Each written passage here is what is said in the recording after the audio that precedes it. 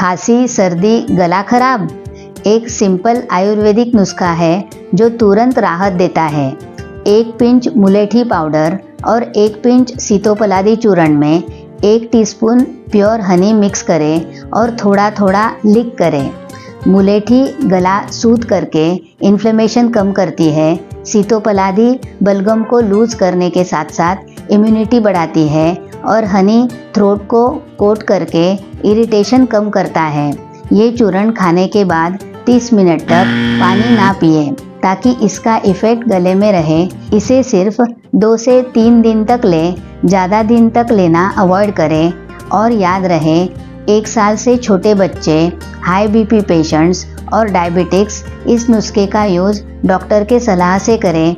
ये रेमेडी है natural, safe और असरदार, क्योंकि देसी नुस्खे कभी पुराने नहीं होते।